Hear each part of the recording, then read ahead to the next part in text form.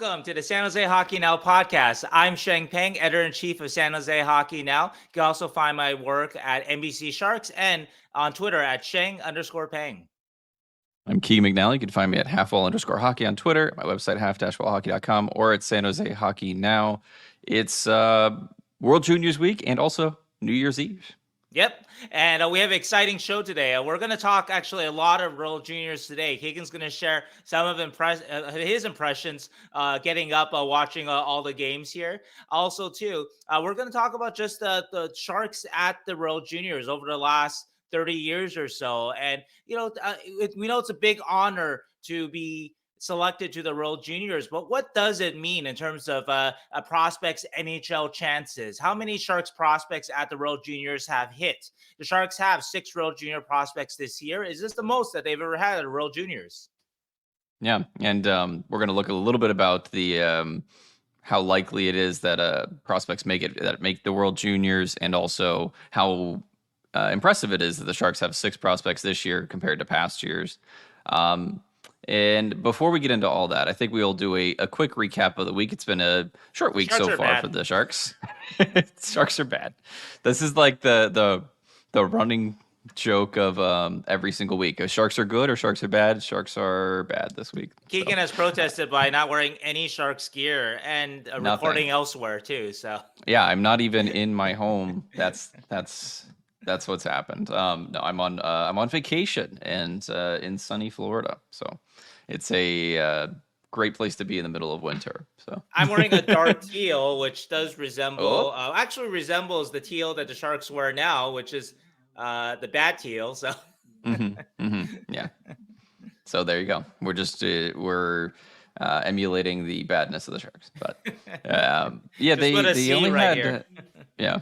They've only had 2 games since we last did the podcast. They lost 5-1 against the Kings, and then 5-0 against Edmonton.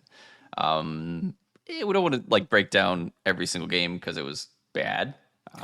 But one game did include the first career NHL start for Magnus Krona for about a period. Sheng, any impressions from those games that you want to share? Boy, yeah. It is strange because the Sharks actually played. We're going to forget about it because it doesn't matter for the scoreboard. But the Sharks played really well in LA for the first 25 minutes. Granted, LA might have been a little. It's the first game post-holiday for both teams. And the Sharks definitely looked more engaged and alert early on. LA definitely was getting over it's a Christmas turkey, Christmas ham. But nonetheless, the credit to the Sharks. They were on the ball. They had the lead. Fabian Zetterlund scored a nice goal, and then it all turned around. And the Kings are a team that are good enough to turn it on when they want. The Sharks definitely are not. I think overall with both games, one of my overall impressions, and basically it's been a pretty, that third period in LA and that first period against Edmonton are among 2 of the worst periods that the Sharks have played this year. And that's saying a lot because the Sharks have played a lot of bad hockey, a lot of bad periods. But those 2 kind of bookend periods, or sandwich, I guess they're the ham of a pretty of a shit sandwich there, I guess. Yeah, basically. So, anyway, though, that was some pretty bad hockey. Just for example, and it was in my article about the Kings game. I think the first period, according to Sport Logic, the Sharks were tied in high danger chances and maybe had a lead. Oh no, they were tied in slot shots 3-3, and then maybe had like a 3-1 high danger chances at 5 at even strength in the first period. Pretty good against the Kings, who are cup contenders. Yeah, for sure. In the third period, when the Sharks are down and you would think would be pressing pressing offense, and at least getting some offense at the sacrifice of defense, I believe the Kings had a 11-0 shot slots advantage and a 7-0 high danger chances advantage. So anyway, so yeah, that's not good. So that's how that's how that third period went. So obviously the Edmonton game, that first period, what they did to Magnus Krona was awful. They just didn't show up for a guy's first NHL start. Really feel bad for him because his first NHL game was against the Pittsburgh Penguins. That was their 10-2 loss. He came in relief for Mackenzie Blackwood in that game. Gave up 4 goals on 17 shots against Edmonton here, 8 goals on 12 shots. And the Sharks it wasn't all, Krona wasn't exactly Dominic Hasek out there, but really, though, in this case, first goalie in his first game, 23, first pro year, you got to step up for your guy best you can, instead of putting it on the goalie in this case. And so the Sharks definitely did not do that. They were properly contrite after the game. I actually spoke with Krona the next day. And Krona talked about how basically everyone came up to him and said that wasn't on him, and it wasn't on him. So hopefully, I think Krona try to be as positive about it as possible and take the positives from the experience, seeing the speed of the NHL. Also, too, that it can only get better, his NHL experience. So finally, hopefully, on Krona, he will get a chance to come back and improve on I think his save percentage is a 724. And I believe his goals against us a 9.5. So, I think I have a prediction that if he does play another NHL game, he will improve on that. Because that's really, you can't get worse than that. I agree. I think there were a couple savable saves for sure that he could have made. But they just looked completely lost. And I think JD said on Twitter at the time, he's like, they were on double-digit goal watch already. Because it was just after the first period, it was like, they're going to score 12 on us, basically. That's what it felt like, at least. It felt like one of those 10-0 blowout losses from earlier the season, or 10-2, whatever. But they rebounded, I think, pretty decently. They kept it at kind of like a stalemate the rest of the game, pretty much. So got to give it at least a little bit of credit that they didn't just fold it in like they did earlier in the season and let in 10 goals. They at least shored it up defensively a slight bit, even if there was almost no offense that was created. Right, and that speaks to sort of I think maybe the next coaching challenge for David Quinn. So the Sharks they were on 10-goal watch for the first month of the season, like almost for half of those nights. Felt like it. I would say. I actually don't know if that's exaggeration. I mean, obviously the 2 games where they actually did give up 10 goals, that Tampa Bay game where they got their butt kicked and it wasn't 10 goals, just I don't know, Tampa Bay. Was there a Seattle game in there that they lost? No, that was when they started winning a couple games here and there. So they lost 7-1, but that was like game 19 or something like that. There was that Carolina game that they only lost 6-3, but that's only because Blackwood was amazing. Yeah, that was a bad one. In the first 2 periods of that game. So throughout October, they were pretty regular on the watch list for a 10 spot, to give up a 10 spot. Yep. And they've gotten out of that. You mentioned the Seattle game. That was bad. But otherwise, obviously the Edmonton game, they didn't let it get out of hand.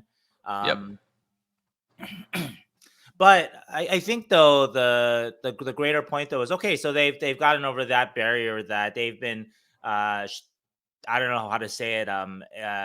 Embarrassed so much, shamed so much. They feel the shame of being a totally embarrassed and blown out of a building. That's not going to happen anymore. At least for 60 minutes. But so the next step though, I think though is maybe you just got to play better defense. So the Sharks have, I think, a bit of a problem in terms of they have a lot of forwards here that are thought of as more offensive, right? I'm talking about guys like Duclair, Hoffman, even guys that are pretty good two-way like Hurdle and Granlund, but there's not really Selke award winners in this bunch, right? More offensive guys. LeBanc, Barabanov, right? Sure. So this is a team that 5 years ago you say, yeah, we're going to try to win games 4-3, 5-4. And you think, oh, maybe if you get the goaltending and you got Mm-hmm. guys of this ilk in their prime, then maybe you have a chance to do that, at least to be competitive. I don't know if you're going to make the playoffs, Mm. but you can be competitive that way. But of course, this is 2023 going into 2024, and some of these guys aren't quite what they were, aren't producing what they did, where they were at before. They may still be pretty good players like LeBanc, but LeBanc has 6 points in, I don't know, 28 games, so you're not getting a lot of offense out of him. Yep. So the point is that you're not going to win that way with this team, apparently, as we've learned. And so yesterday at practice, there was a focus on defense and close, things that this not a great offensive team, not a great defensive team. A lot of problems with this team, but what can any NHL team kind of do? And it's usually, they have the talent to play defense, at least in terms of commitment is a big part, just being committed to Sure. it. Being quicker on plays, just more reactive, right? Things like that, right?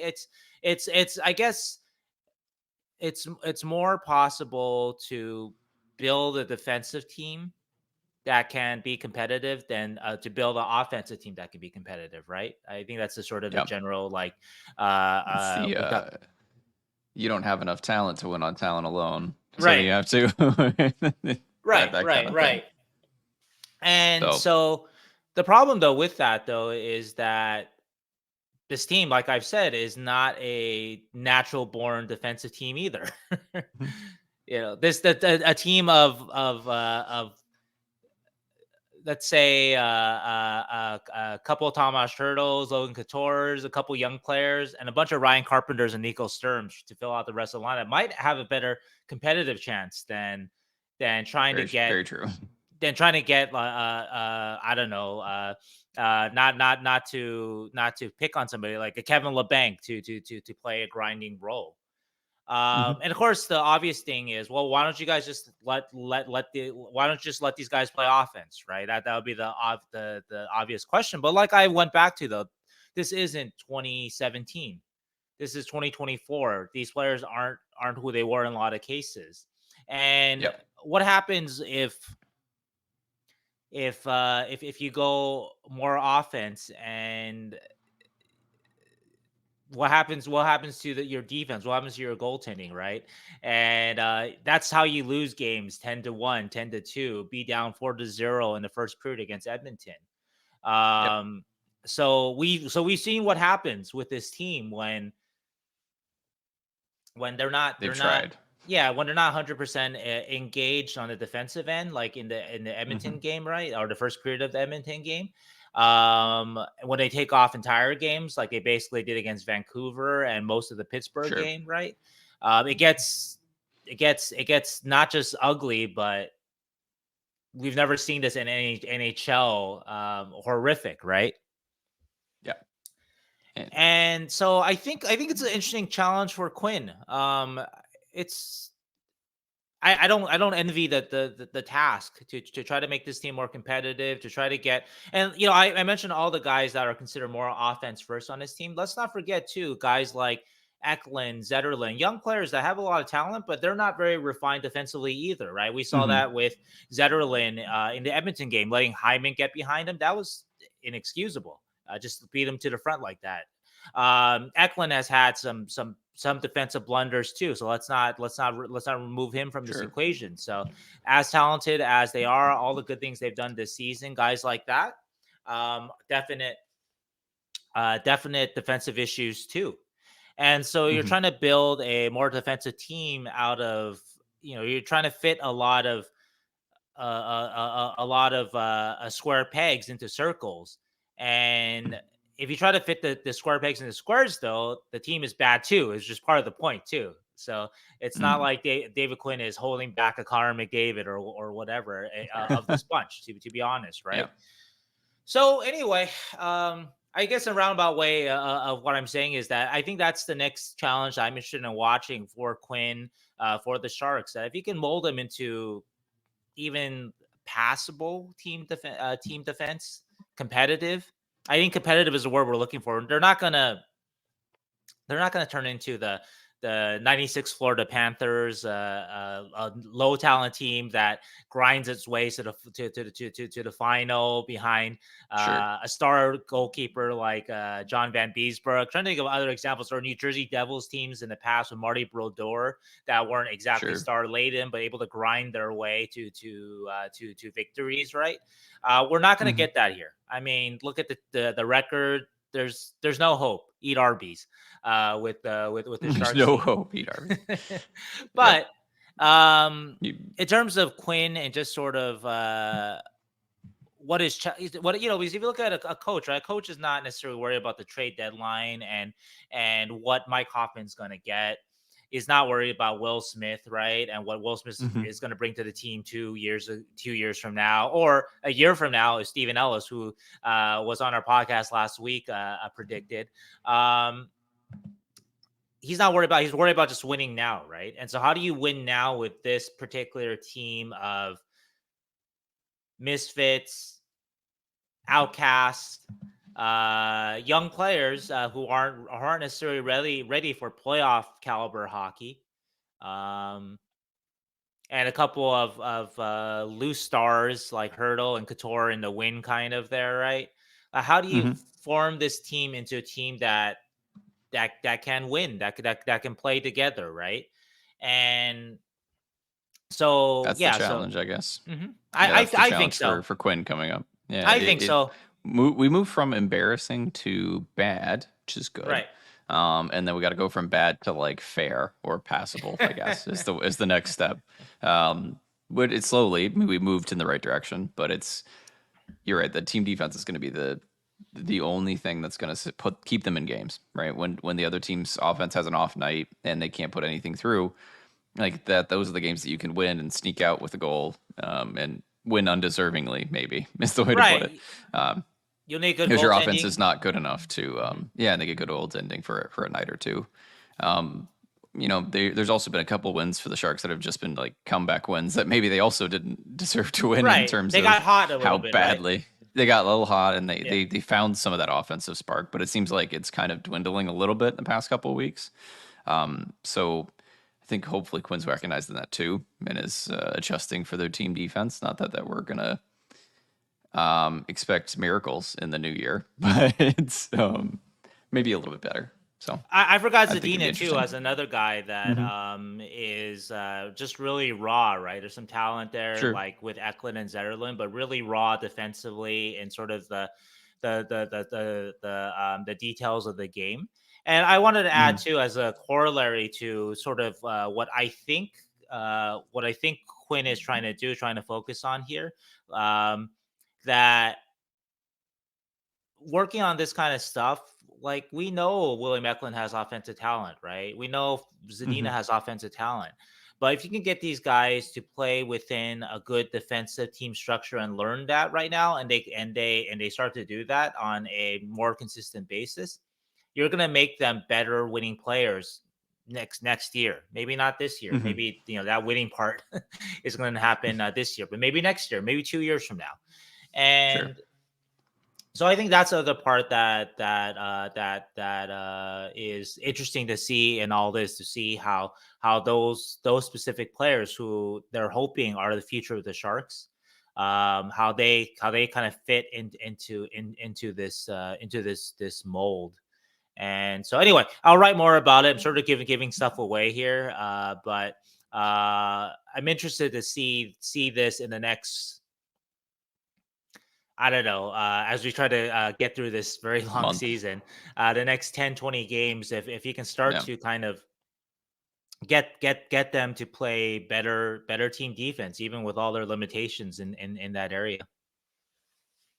We'll have Ty Emberson back in the lineup tonight, so team defense all the way. I love Ty Emberson. I'm very excited to see how he does tonight, just because I really liked his play before he got injured. Yeah, he felt like such a good waiver wire pickup. So besides him, we actually have another maybe returning Shark soon in Logan Couture. Probably not tonight, but Any updates on Logan Couture?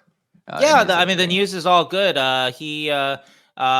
Quinn said twice that he's not playing tonight. I asked him yesterday and I asked him again today to make sure. The reason why I keep asking Quinn about it is because initially he's Couture totally wasn't. playing tonight. Well, yeah, I mean, I'm joking. It's possible, right? But they were able to kind of keep Hurdle's return in Boston sort of under wraps for a while there. But anyway, Couture initially wasn't going to travel to Denver. He actually told me. I asked him 2 days ago, and he said I'm not going. And then yesterday, I'm actually talking with Mackenzie Blockwood, and Couture comes up to me and says, "Actually, Sheng, I am going." Yeah, he interrupts my conversation with Blackwood, not in a rude way, but that's unusual though. He wanted to stop by and let me know, hey, like I don't want you to think that like I was just like lying to your Lying face to or you. whatever. So like I am going, and Quinn says it's just for him to get more of a hard practice, a hard skate, continue. And so anyway, whether or not he returns tonight, it's all good news. Yesterday, for the first time, Couture returned to full practice contact in all the drills, which he had been part of practices the last couple of weeks, at least at home. He didn't travel with the Sharks recently, but at least at home he was at practice. But he had kind of sat out a couple of some drills. I don't think he was taking as much contact. But anyway, yesterday was his first time back at a full practice, full participation. I assume that he did so today too in Colorado. And so yeah, so it seems like it's only a matter of time. Honestly, now I know that I know that we've been on Couture watch for a while here, and for a while it seemed like he would never come back, right? And now it seems like there's all this news, right, about him, or like he's skating every day and he's practicing more and more and practicing harder and harder and skating harder and harder, and there's been no setbacks. And so I think when exactly returns, we still don't know. Will he, for example, go down to Barracuda to rehab a little bit? I think that's possible, or maybe they just throw him right in there. But yeah, it does feel like it's close, and he is somebody that is going to help with sort of, and this would be. It might be bad news for the Macklin Celebrini fans out there, but Couture is going to help the Sharks win games. Oh no, that's awful. I mean maybe one or two, so that's fine. The Sharks have now comfortably set themselves in the Tankathon standings in last place for right now, which is right where they need to be. But no, I wouldn't be upset if Couture came back and was like, a useful member of the team and provided some stability, because they do need it in most games. Yeah, they do. Even though I am a member of the Tank Brigade, so I don't know. They might be they might be revoking your membership. The tank status? Oh shoot, you're right. I gotta start wearing like the opposite team's jerseys every night, basically. Okay, well that's good. I'm happy that he's getting better, and it seems like it's all good news. No public setbacks, at least. No. Okay, who else we got to talk about before we get into World Juniors talk? Because I got so many World Juniors updates. Oh, I just want to do a quick bit about Ferraro. I could feel the collective groan of Sharks Twitter when we saw a Ferraro back on the power play the last game. And I know that we've been here before with him, but I will say that this time it feels a little bit different insofar as those other years when he was on the power play. Honestly, he was shoehorned in there. He didn't belong in there. He didn't. How do you say it? It wasn't like he got it through like some amazing preseason play or whatever. I think he just started the season on a power play because they didn't really have a clear option, kind of, right? For number two behind Carlson. Or actually, I think I gotta look back, but even in the years where they had Carlson and Burns, I think that they would play Carlson and Burns together on a power play, and then Ferraro would be sort of your PP2 quarterback there, right? And anyway, it didn't seem justified at the time, and then we saw on the ice that it wasn't justified for him to play up that high, and it wasn't his fault. I want to make sure that that's clear. If a team asks you, just like they ask Kyle Burrows, hey, go play on the power play, what are you going to say? Sure. So he did his best, but he clearly wasn't up for NHL power play duty the first couple times that they tried him there. This year, Yeah. they've really gone out of the way to actually, I think, avoid putting him on a power play. I mean, who have we seen on a power play ahead of him? We've seen Everybody. Burrows, literally, yeah. But even Knyzhov was Thrun, on there. McDonald's, Emberson was on Knyzhov. there. Thrun was on there, right? Guys that aren't. I know Thrun was good in preseason on a power play, but we can throw that out. I mean, those are. We just mentioned 4 guys that have the same offensive production as Ferraro basically over their careers. McDonald's a different case. McDonald, obviously, with his sort of his AHL chops or whatever, right? Jacob McDonald hype train. Yeah, Jacob McDonald hype train. Did you actually? I had this stat. I know this is a little aside, but I want to mention it again that McDonald, before he got hurt again, he is averaging 1.78 goals per 60. That's all situations. And that leads all NHL defensemen, like by a lot. When I last looked at it, I think Thomas Harley was second with 1.0 per 60. And I know McDonald has played a lot of forward minutes, but consider that 4 of those 6 goals by McDonald were from the defense. The last one he scored, he was playing defense, the one in Vancouver before he got hurt. And then 3 of those 6 goals were on the power play. And on the power play, he's basically plays defense. He's the quarterback, right? He plays on the blue line, right? So that's I know small sample size, but I just wanted to shout out the Jacob McDonald hype train on that, because I mean that's still impressive. I mean that's impressive fucking production, man. So I know. Yeah, 1.78 goals per 60. Yeah. I think if a team needs like a 13th player like on their team, and they're like a Stanley Cup team or like a playoff team, Jacob McDonald's not a bad option. Like he's a guy that like has a utility in a lineup as like can put him in defense forward just to be there as a guy that's going to play and give you at least a semi-productive shift. So I agree. I don't know. Not bad. Obviously he's not going to, I mean, right now at the clip he's scoring at like a Brent Burns 2015-16 clip. He's not going to continue that. But the AHL production was so outstanding that and we even last year, I said this last year when I watched him, that like he knew where to go. His shot was hard. He would get in good positions. He was I would say an above average offensive player out from the blue line last year, just in terms of just he looked like he knew what he was doing out there. Just the puck wasn't going in for him, or maybe he would bobble it. He would get in the right position, but maybe he'd bobble it or something like that, right?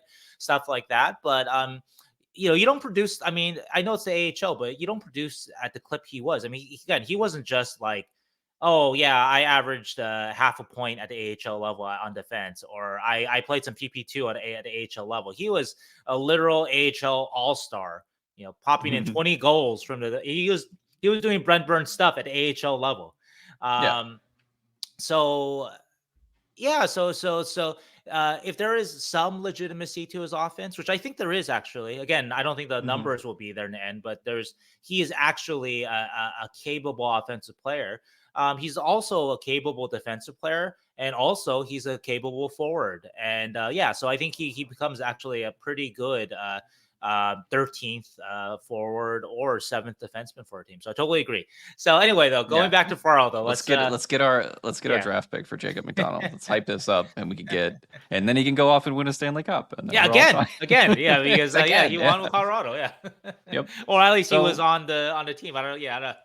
I don't know how much he played, but he raised the cup. He raised the cup, all right? So there's a picture of him. There's a picture of him raising the cup. That's all that counts. So like, I think a team will maybe want that if they have an extra spot, but it does get a little tight around that time frame for teams when they just don't have a lot of actual spots for players anymore.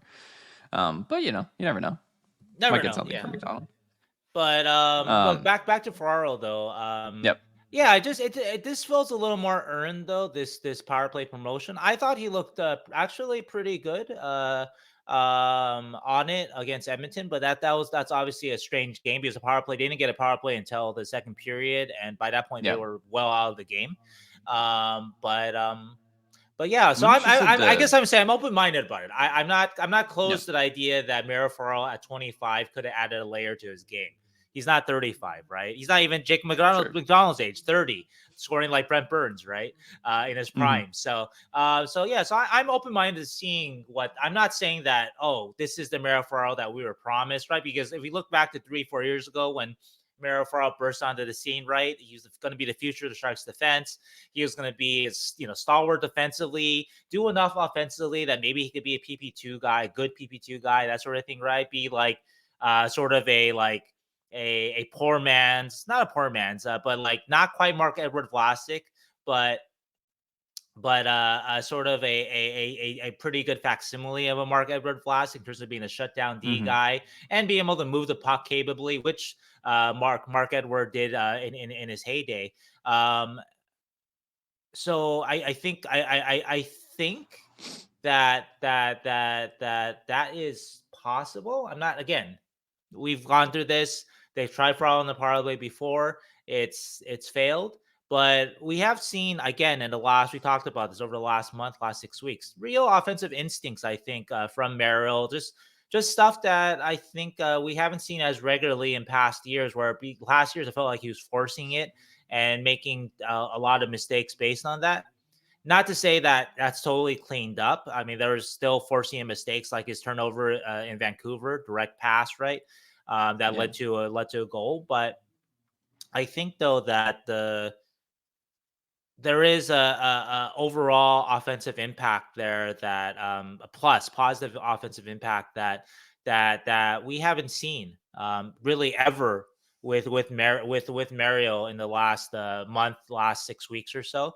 And so yeah, so it seems natural that he would get a shot on the power play. I guess the other way I put it is that if the Sharks fans didn't have the sort of the collective trauma for on the power play over the years, right? Trauma's too harsh a word, so yeah. Yeah. But you guys know what I mean, right? Yeah. Yeah. Yeah. That if he was a new guy that they brought in, and we saw 6 weeks of him doing pretty good stuff offensively, we'd be like, okay, fine. We Hmm. wouldn't bat an eye on it. Again, I'm not trying to sell you as Mario Ferraro as like the next Filip Ronick or whatever. That's what it Talking is. about guys in his age class. Miro Heiskanen. Yeah.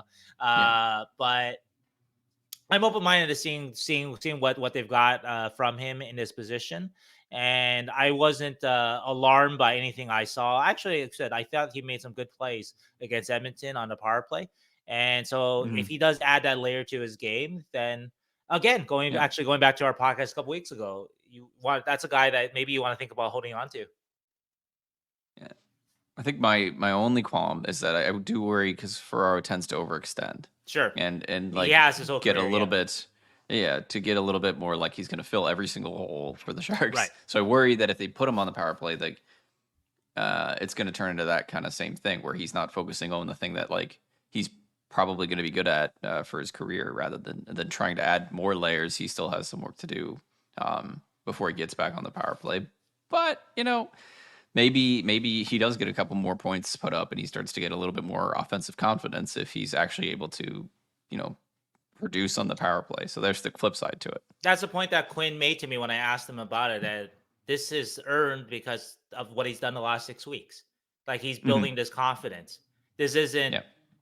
you put up some points in a preseason and gets inferior competition. Here, play on a power play.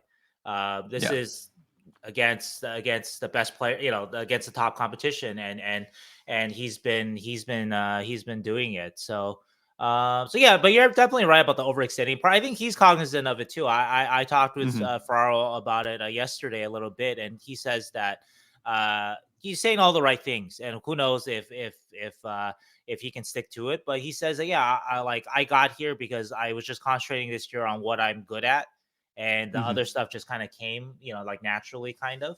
Yeah. And he also is aware that he has had a tendency of trying to do too much in past years. He's very, very aware of that. And so yeah, let's see. Yeah. May Open not mind, work out, everybody. huh? Well, keep an open mind, everybody. Yeah. As open as we can be. It'll be fine. I mean, it honestly, he has enough offensive instinct and enough skating that I don't mind it because like he's not like some guys that have a lot of offensive pop, but they can't cover defensively. So when you put them on, so when you put them on the power play, they're just going to get beat and put up shorties the entire time. It's like Ferraro at least can get back. And I think the Sharks defense doesn't really have a lot of options for that point position right now. So all right, let's talk about the World Juniors. I wanted to say one last thing about it. I know you want to jump. Okay, so like you said, it'll be fine. Best case scenario, Ferraro becomes that 30-point defenseman that we envision, and he becomes really actually worth a first round draft pick. Worst case scenario, it helps the tank. Helps the tank. Yeah, exactly. Love it. You can't go wrong with this season. Honestly, pluses and minuses everywhere. You can't go wrong. That's why I love this kind of thing. It's like you don't have to be stressed about watching the Sharks, and you can if they're bad, it's fine. Yeah. But we are always here to try and find ways for them to get better. All right, World Juniors. Speaking of the Sharks' future and being bad. We talked about this last week. Sharks have 6 prospects of the World Juniors. The preliminary round, the group stage, is completing today. Basically, the real tournament, I guess you could put it in quotes, starts in like 2 days, where the teams are going to get knocked out, basically, after qualifying. Good news is all of the Sharks prospects that are in are going to be qualifying. None of the are going to be in the qualifying rounds. So, I got a few things to say. I've watched a fair amount of these games, and each one of the prospects. There are some games that I've either had to catch on replay or just highlights. But let's start with the Team USA, who is just absolutely destroying the tournament right now. They did have one game where they went to overtime, which was kind of unexpected. I believe against Czechia. But last game they won 10-2 today against Slovakia, who was like their rival for their group stage. 10-2. The issue, not the issue, but the Sharks prospect Will Smith is playing on the third line with his line mates Brian Leonard and Gabe Perreault. And he's only put up 3 points in 4 games for Team USA, including it's 2 goals and 1 assist, basically. Which a lot of people are kind of pointing to and wondering, like, the heck's that about? Like, the USA is putting up like 10 goals a game. Why does Will Smith have 3 points? And it's not like it's just Will Smith. His whole line isn't producing that much. Like, it's doing what they need to do, and they did score some important goals. It's not like they weren't in games at all. But I think this kind of just goes to show that this Team USA team is really, really, really good and really deep up front. And the role that Smith was put on this team wasn't to be the superstar of it. And I think a lot of people expected that he was going to be your number one center, your Macklin Celebrini, your superstar forward, and he hasn't been. He's just been kind of like a productive third line forward for Team USA. He's had some good looking shifts and then some like kind of rough shifts in the defensive zone. He's put up like his assist is really nice. His 2 goals are really pretty as well, but they're not like he's driving too much play at evens. So I don't know. I think their expectations were sky high for him, and I feel like people are thinking he's not living up to it so far. And I kind of am more in that camp than that he's meeting expectations. I think he's just right on that border of meets expectations and a little bit below as of right now. Well, yeah, I mean, I think I heard, I mean, even Stephen Ellis said it last week, right? And then I think you said it too, that there was maybe at first the thought that maybe he'd be top 6, but he's looking at his ice time. It looks like he is, like you said, more third line. Let me see. Just looking at the minutes per game. Gauthier, of course, is your number 1 center, right? And he's averaging 17 a night. Let's see, who is their third center or their second line center? So their second line Nazar. Center, so Nazar is Nazar. Is 1546 and Smith's at 1453. So I guess it's pretty close, but a little bit of an edge to Nazar. Yeah. So I don't know. Nazar has been unreal at this tournament as well. Nazar is 1 year older than Smith in terms of their draft years and everything, but he's been insanely good. Gauthier is always fine. He's going to do what he does, which is shoot the puck. But the top 6 is really just dominating. Like every single game, Nazar is putting up a ton of points, and Brindley's putting up a ton of points, and like the third line kind of gets lost, but it does. It helps with matchups as well. So they put up some good goals, and I just think it's people kind of probably expected a little bit more from him. But this is kind of where he's at. Is it fair to say that maybe people, fans, I mean, observers or whatever, right? Like us, we're thinking that he might kind of take a spot. Like he starts off on the third line, and maybe he would maybe not pass Gauthier, but like pass Nazar maybe, and maybe that can still happen, Yeah. right? I mean, I honestly, there's knockout games, right, to play still. So yeah, of course, the knockout game. And I think they just like the fact that the third line knows each other and can play really well together, and they want to keep it that way. And they want to keep the top six as balanced and as effective as possible. And they like having that third line be a matchup line where they can, because like most teams' third lines, especially in this tournament, are bad. sure. Or third and fourth lines are not good, especially against like Latvia and Norway or whoever. It's like they don't have the depth of Sure. players. And if you put Will Smith against like Germany's third best center, they're gonna destroy him. So that's the benefit of having that. The problem is it's not like he is destroying it. He's doing okay, but he isn't like dominating every single shift. So it's and also we still have the medal rounds obviously and the elimination rounds. So there is a chance that this line becomes super important for them when the top two lines get shut down. Because right now they're just running roughshod. So honest quiz time for you. How would you grade Smith right now as performance up to now? B-. Okay. So not bad. Like he's not been awful, and he's playing competitively. His goals are nice. He's getting into position. He creates offense in one of two ways. He creates it on the power play, or he finds a way to steal a puck or get it off the rush. So he'll steal a puck and then create a 2-on-1 the other way, or some sort of rush goal. That's like his entirety of his offense right now. So, and that's what he does in college too. There needs to be a way for him to really sustain pressure in the offensive zone, like keep the puck in the offensive zone, and really, that's just what that their line has ever done. Like ever since the USHL, or the USNTDP, they never. That's not how they create offense. They're off the rush guys, they're power play guys, and that's it. So I don't know. I want more, but it's also like we have no idea what Will Smith is going to do when he gets off this line either. Like we don't know what kind of player he will be until he's out of Boston College. So I B-. Okay. I'm gonna give Eric Pohlkamp like a B+, A-. He's looked really good. Yeah. He also has 3 points in 4 games as a defenseman. Everybody's kind of like taking notice that this guy could shoot the puck really well, which we all knew, but he's looked good. He's kind of steadily moving up the ranks for Team USA too. He's older than Smith, obviously. He's a year older, but based on where they were expected to be, I'd give him like a B+, A-. Okay. Who else? I think my number one so far has been Kasper Halttunen in terms of like if you're gonna grade Sharks prospects. Halttunen is being fed like all of the minutes that he can for especially on the power play for Team Finland. I think that's probably where majority of his minutes come from, is just how much power play time he gets. So he's doing some Ovechkin stuff at the World Juniors then.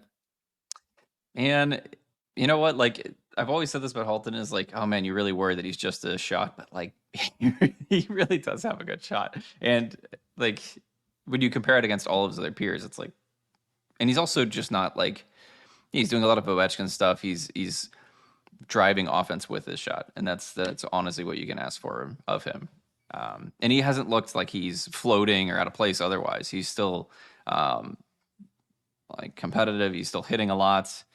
Some like early Ovechkin stuff. Not like. Well, what's funny about Halttunen, looking at it, is that he's only averaging 14 minutes a night actually, and so but his power play usage is probably he's 5 basically a minutes power of play it. specialist, and he's flourishing on it, right? Yeah, 2 power play goals, 2 of his 3 goals are on the power play. So, and I think a lot of his assists are also on the power play.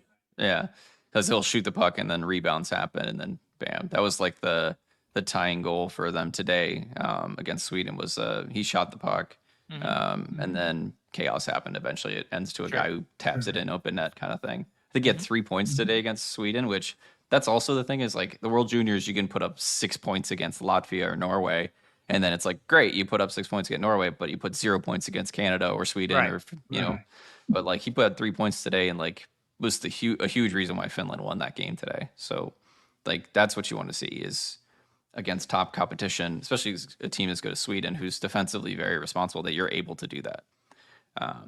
He's looked great, which, I'm giving him an A. Okay. I have another random question for you. Is Halttunen shot the best individual tool of any Sharks prospect at the World Juniors? Because that's what it seems like, of any just individual's tool. I think Smith's passing is better in terms Okay. of his like actual vision as passing. He's Okay. an unreal passer. Like, But so if you had far to that we've trade one seen, skill, though, in this tournament. yeah, in the tournament that would be Halttunen's shot because Smith's Okay. playmaking hasn't really come out as much. Mhm. It did in the prelims. He looked great in the prelims, like before before Christmas. His playmaking was on display like every game, but these games it hasn't come out as much. He still has, it's been there, but not as much. Okay. But right now, Halttunen's shot, it's a weapon. It's Okay. I think I was watching. I don't know if it was today's game or somebody else's game. The announcer was just like, "Oh my god!" when he shot it, and he hit one of his goals. But yeah, he's been great. I think they just need to be careful with him, just because this is like going to be his skill and his bread and butter, but he's got to find a way to do more around it, or else it's tough to make the NHL with just that skill. No, I agree. I mean, I see a lot of excitement about what he's doing there, but I just I have serious doubts about how it'll translate.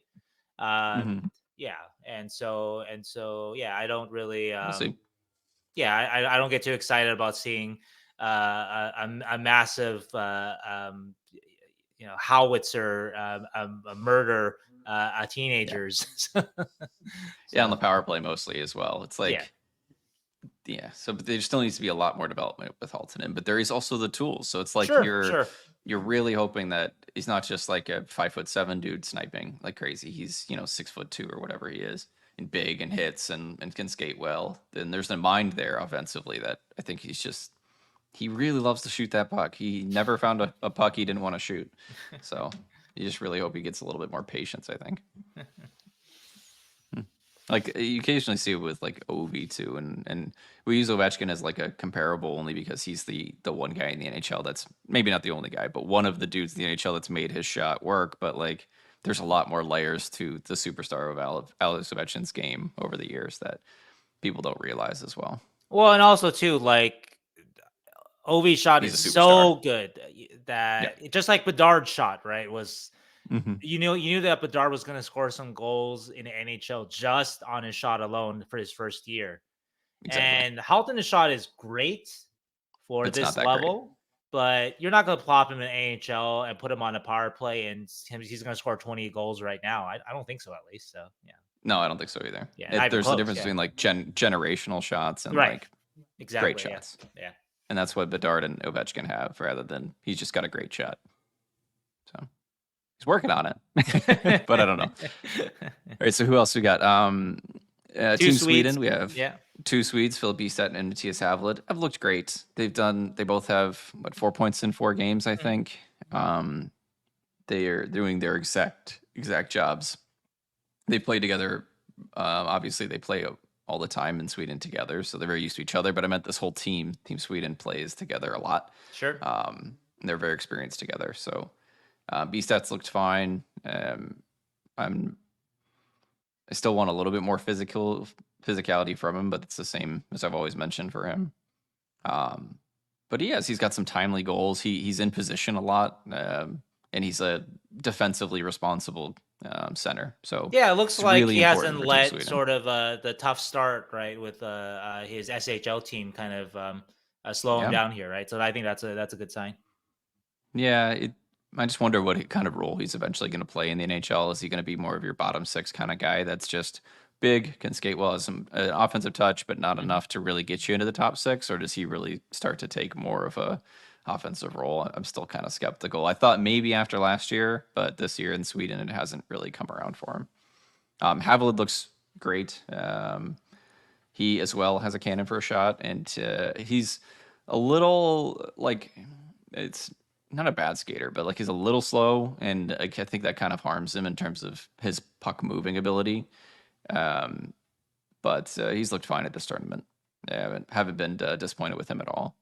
Not as good as some of the other guys on Team Sweden's defense, but you know, they're both getting solid.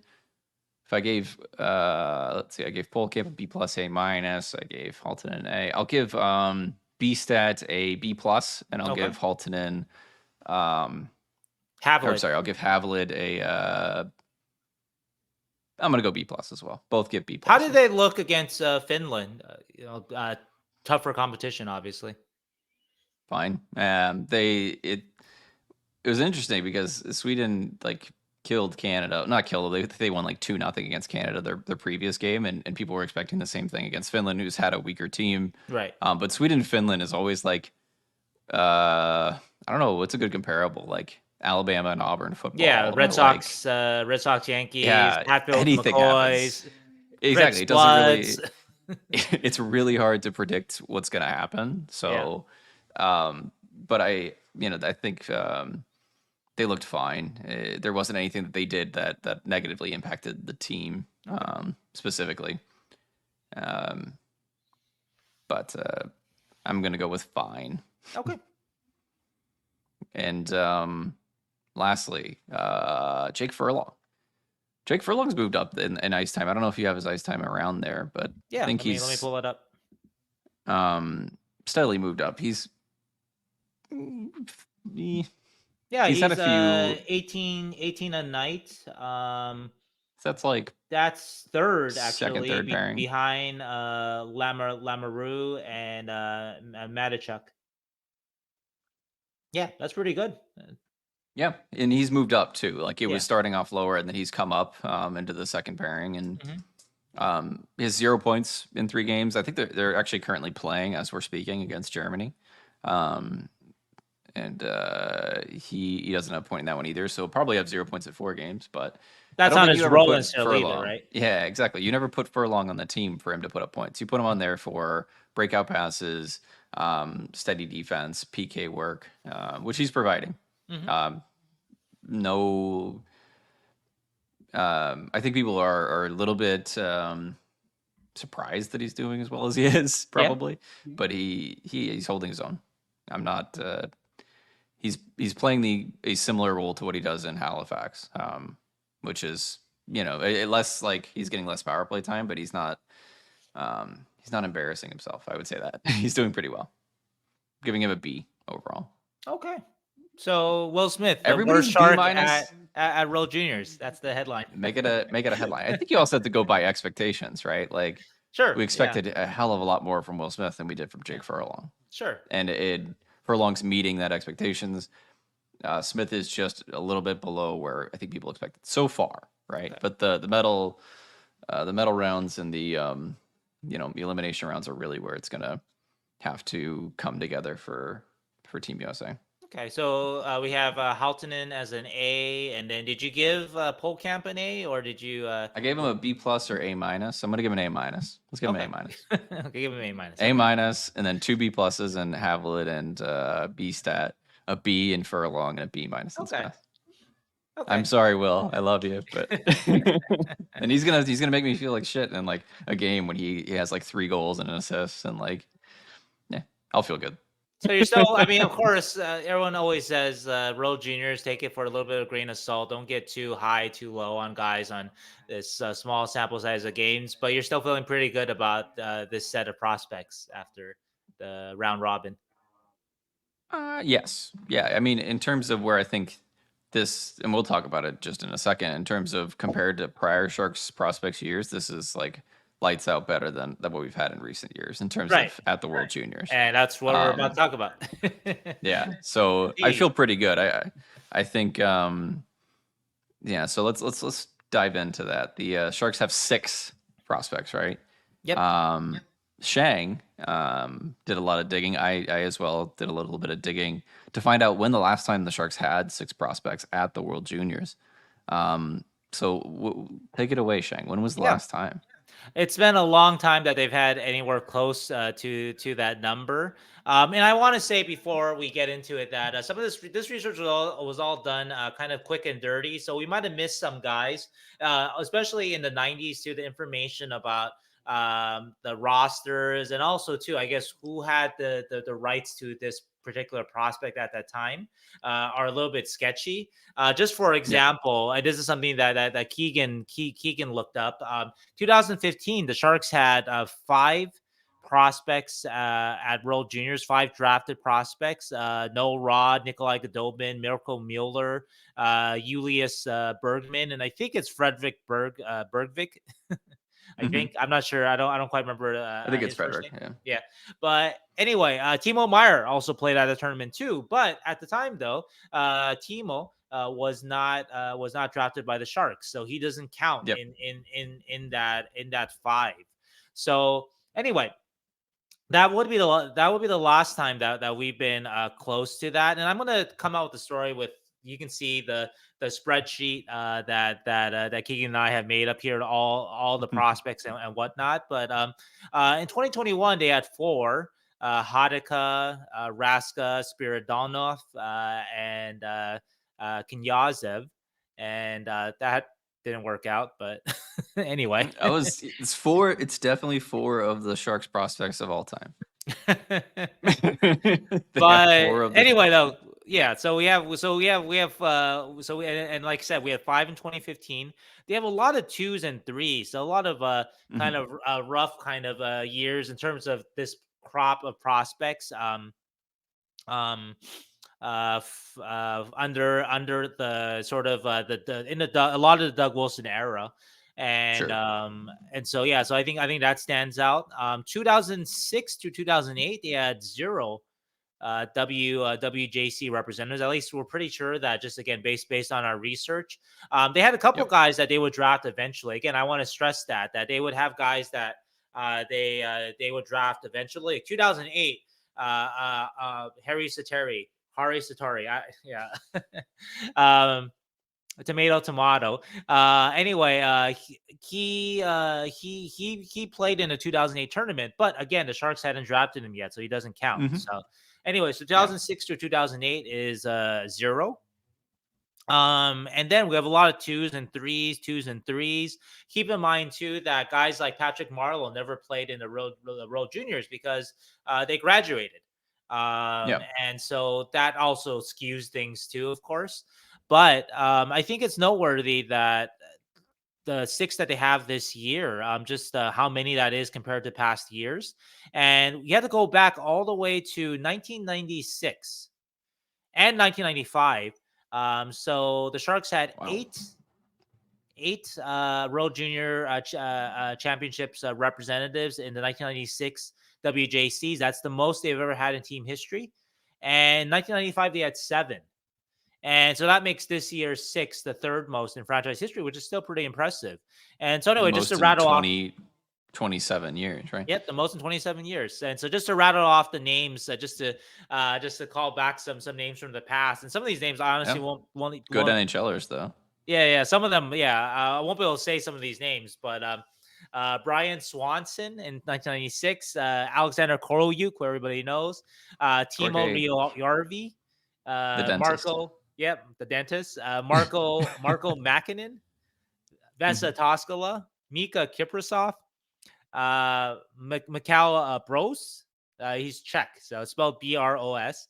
And Robert Ginrich, and that's Mhm. 1996. Those are the 8 from 1996. 1995, they have Shane Donovan. Is he the father of Jorian Donovan? By the way, he might be. That's a good question. Why don't you keep Actually curious. Yeah, announcing I them? think I'll he look it is. I up. actually think he is. I think I saw that before. So. Mhm. Yes, father Probably. is He Shane is Donovan. indeed. Yep. Awesome. Jonas Forsberg, goalie.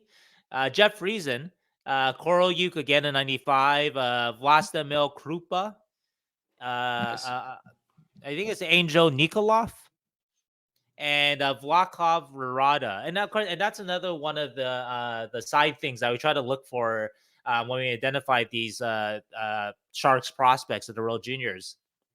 Verada was traded, I think, in the summer of '95. He was drafted by the Sharks. He was traded. He ended up with the Sabres. I'm not sure if he was traded to the Sabres, but anyway, he ended up with the Sabres. He had a pretty good career with mostly with the Sabres. But anyway, Verada in 1996, Verada played at World Juniors, but he was playing for another team. So he doesn't count as a Sharks prospect that went to World Juniors. So again, just another sort of qualifier in all this. But so anyway, what I find in all this is nothing surprising that in the sense that getting named to the World Juniors, especially if you're named to sort of the power hockey countries, right? Canada, USA, Russia. You can probably throw in Finland and maybe Czech Republic too. Obviously, Sweden too is in there too, right? That's a very meaningful thing.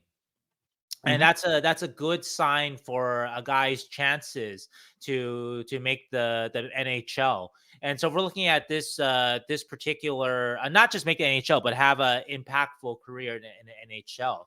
And so if we're looking at this Sharks WJC class, I think the two names that stand out that people didn't expect to be here, but were selected by again just the hockey powers, right? Countries, Exactly. right? Pohlkamp, USA, Furlong, Canada. These are very, very good signs that these guys can have, maybe will have good NHL careers. Again, we're not talking all stars or whatever, right? But we're talking, guys that might play 500 games, right? Guys that might play 1,000 games, that sort of thing, right? So have good careers. So I've been thinking back in terms of we're gonna pull it back, right? Like a guy like actually, let's speaking of Donovan. Donovan, I think Shane Donovan, I think he played over 1,000 games. I gotta pull up his. Hold on. Shane Donovan played 951, just 951. almost. He gets a second round pick, right? 28 second round pick of the 1993 draft there, right?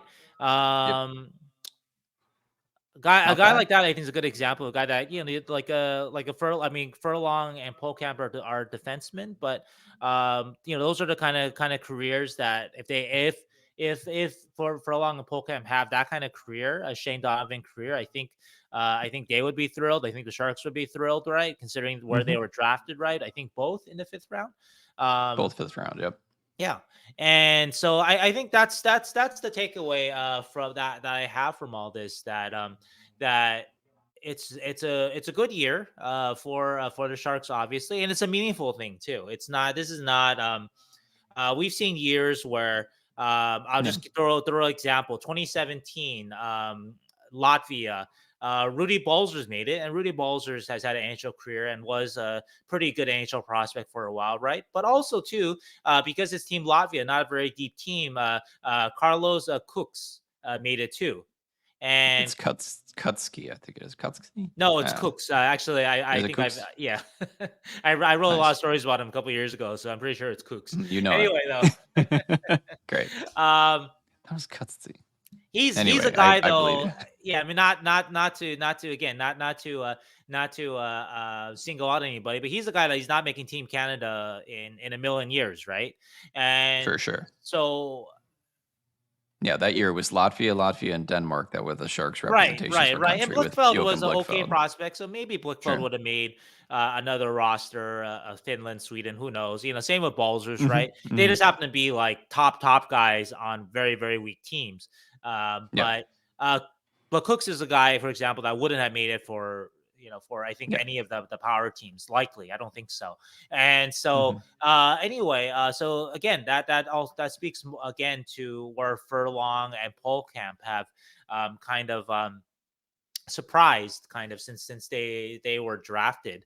I think the last sort of big takeaway I had, and I'm gonna kind of pour over this a little bit more and sit on this a little bit more before I come out with the article. But if you go back to, I mentioned those 2 years in a row where the Sharks had 7 and then 8, right? I think that the Sharks are coming to that kind of time in their rebuild here, right? They have 6 this year, right?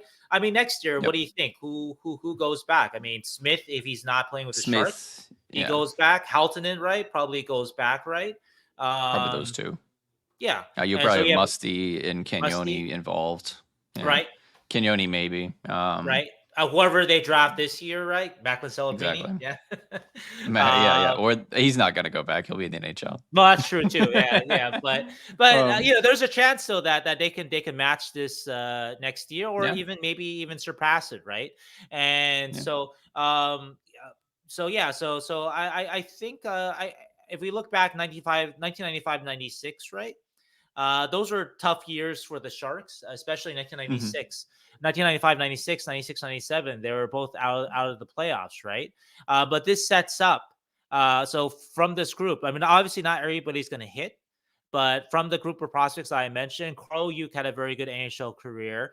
Mika Absolutely. Kiprasov was a franchise goaltender, not for the Sharks, but still, he Well, still say had a great franchise. career, and you were able to trade him for a kind of a borderline franchise defenseman, a Mark-Edward Vlasic, at least in his prime. Vesa Hmm. Toskala had a very good NHL career, and you were able to turn him into I think they got a first round pick for him. And Mark, I think it was the trade that became Logan Couture. He was involved in that. Yep. Um, Yep. and then looking back at 1995, right? Like we mentioned, Shane Donovan, underrated but very solid NHL career. Jeff Friesen had a great NHL career. And so you're thrilled if, I don't know, if Quentin Musty has a Jeff Friesen like career or something, Oh, right? I don't know, absolutely. right? Yeah. Or Yeah. if we talk about a guy this year, if Filip Bystedt has that kind of career or something like that, right? Hmm. And then we're repeating Yuk again, and Verada, even though not for the Sharks, had a pretty good career on some pretty good Sabres teams, if I recall correctly.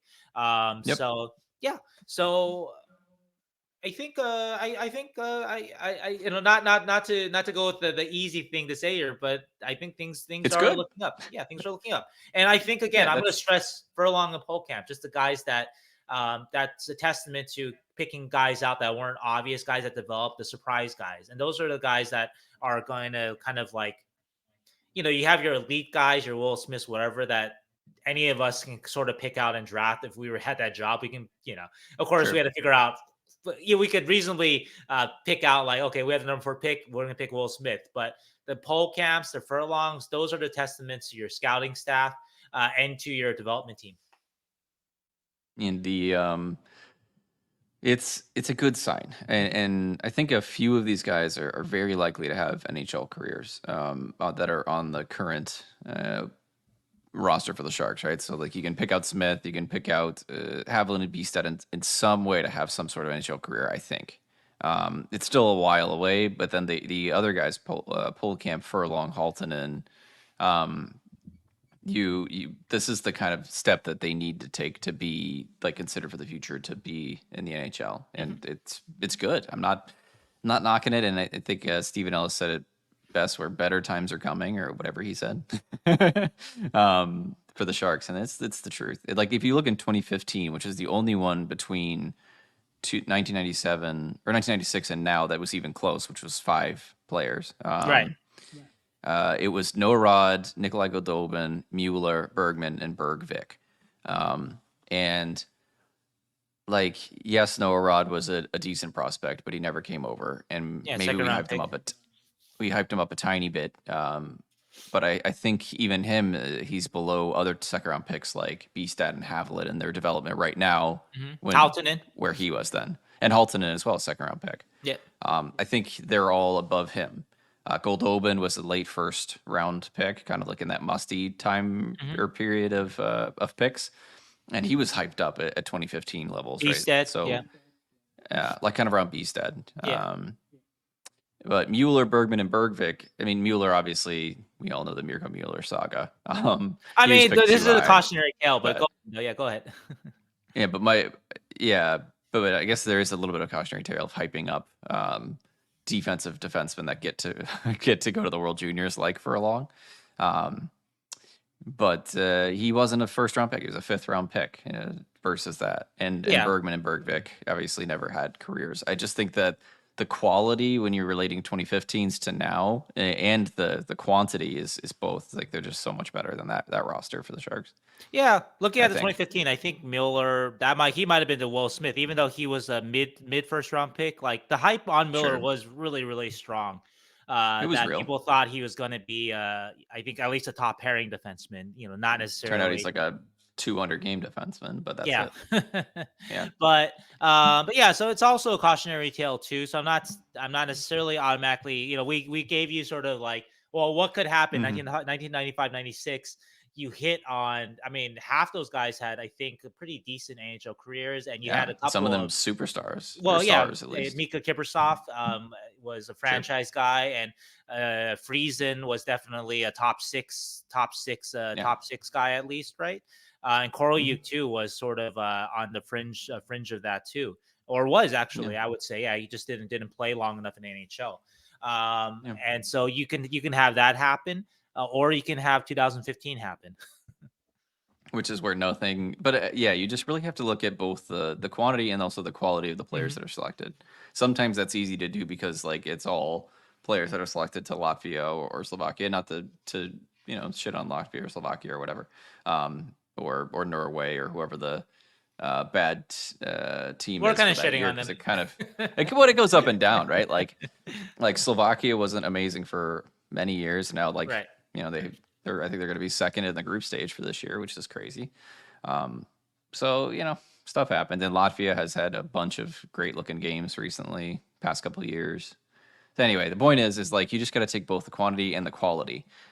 It's good that the Sharks have 6, but I wouldn't also say that it's like out of the realm of ordinary for rebuilding teams, or just teams that are acquiring picks to get that many. Like if we Absolutely, compare yeah. to other years, this year even Coyotes and the Blues have 7. Kraken, And Coyotes Blackhawks would have both had have more 6. if Russia was allowed to play, because the Coyotes Yes, have they would have had 2 obviously more at least. drafted heavy there.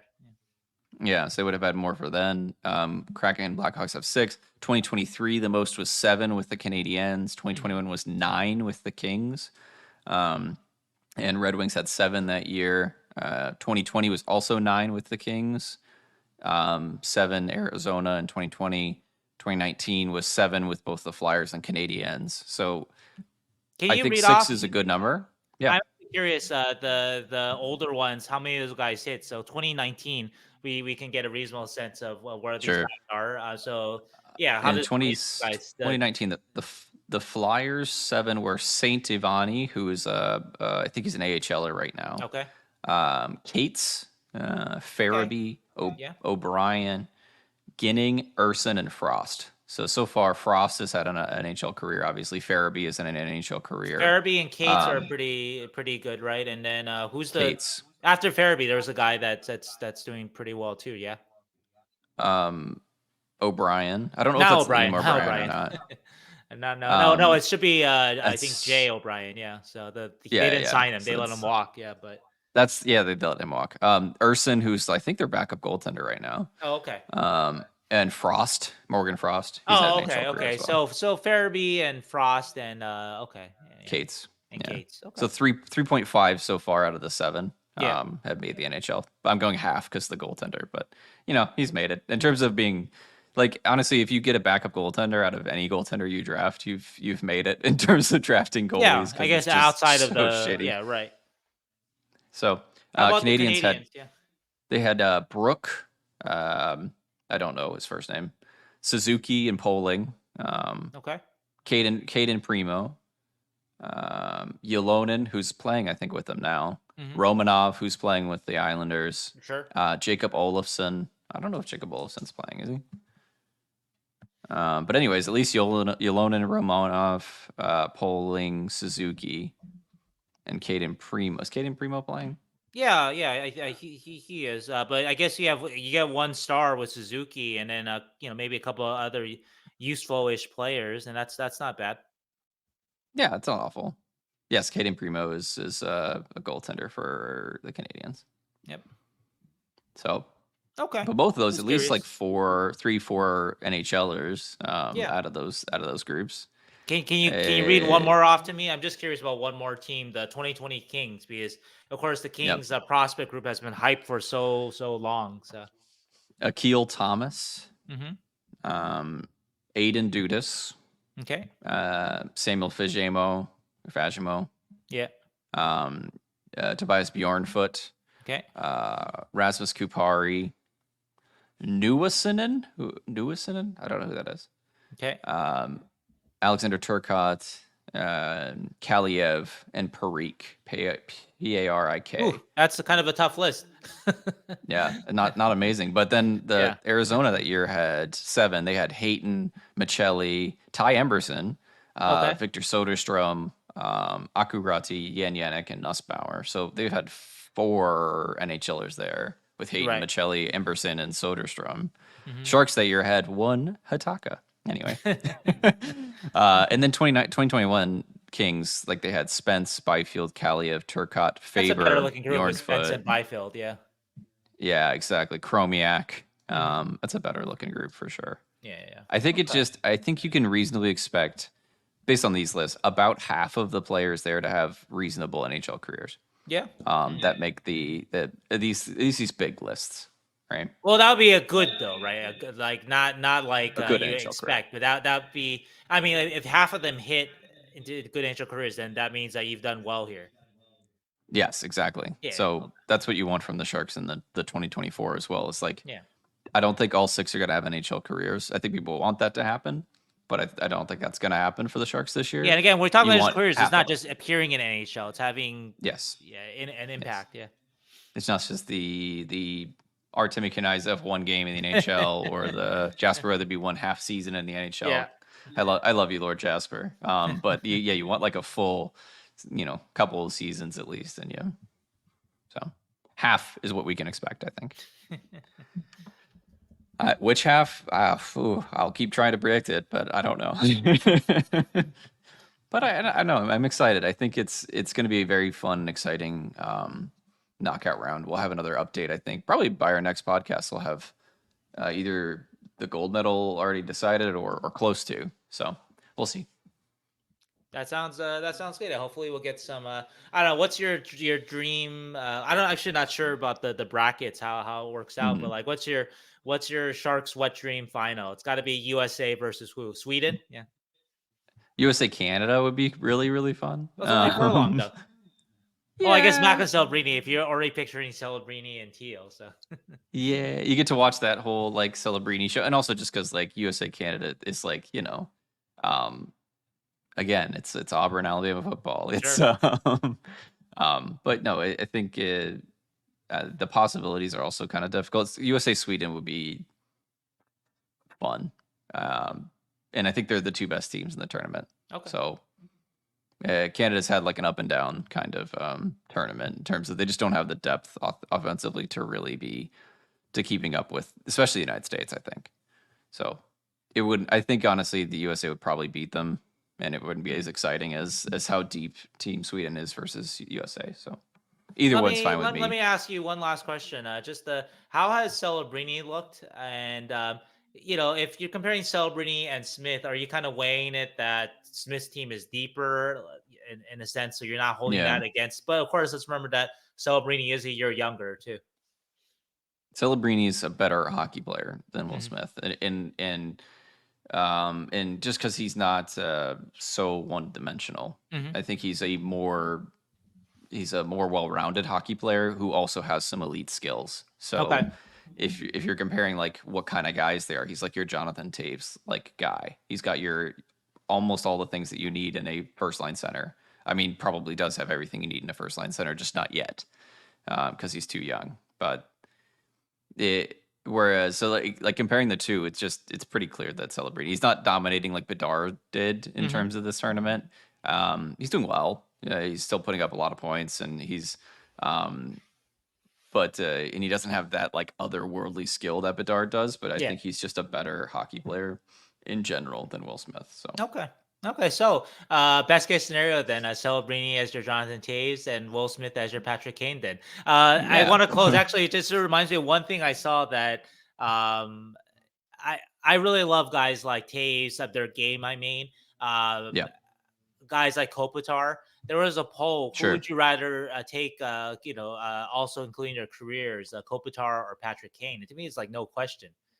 Yeah. Like Patrick Kane doesn't win all that. Patrick Kane is an incredible player, but he doesn't win all that he does without a guy like Taves Yep. at his side. Whereas you can Kane is a special player, but yeah, like having that kind of, I always would take a guy like a Celebrini. That the way you describe him as sort of that's a guy that you win with. So Yes, yeah. absolutely. Celebrini is the guy that you win with. And NHL GMs agree too. They almost always would choose Taves, Kopitar, Celebrini over your like Mitchkoffs, your Bergeron, yeah, Canes, yeah. your Um, it's just Bergeron's a good example too. Just that's the way that NHL, especially playoff hockey, is played. And and obviously Patrick Kane has one of the funniest Stanley Cup winning goals in the in the history of the NHL. But you worry that some of those elite offensive wingers won't translate in the playoffs sometimes. Clearly, guys like Kane and Kucherov have that ability. It's Oh, just sure. not No, they're every special one. players. Yeah, exactly. It's debating between two surefire Hall of Famers, two surefire franchise players, Yeah, but just the type of player though. If you had to choose one, yeah, for yeah, me, it's always that type. yeah. And I would choose Celebrini above Smith, and he would get drafted probably second or third in last year's draft. Celebrini would. Maybe it'd be tough between him and Fantilli. Hmm. And Carlson as well. So honestly, it's really tough between 2 and 4 again. But he would be above the next grouping of Smith and Reinbacher and Mm, Leonard and Mitchkoff and all that, just because of Mitchkoff's obviously like political problems. sure. But he would be above him for sure. Okay. He's been good. You had to mention Michkov. I tried to go the whole podcast without mentioning him. So there you go. No, he's There the you go, Keegan. he's back from an illness and he's playing in Russia, putting up points on the power play as he always does. But He's fine. And like again, I yeah, don't want to like crap on Will Smith the whole show. Because he does things sometimes and he takes over some games and you're sure. like, damn, that's Will Smith. Yeah, it's his But first. It's his first tourney, it's his or first first time. Well, U20 tourney, and yeah, he has the medal games too to kind of step it up a little bit, and it's not like he's been bad, mhm. right? So No, not by any means either. yeah. He's done exactly what they think they want for him, his Mhm. line to do. So all right, let's get out of here, Sheng. We will be back next week. With hopefully a gold medal for Team USA. Anything else? USA. US. All right. Have a good week, guys. Bye. Happy New Year. Happy New Year.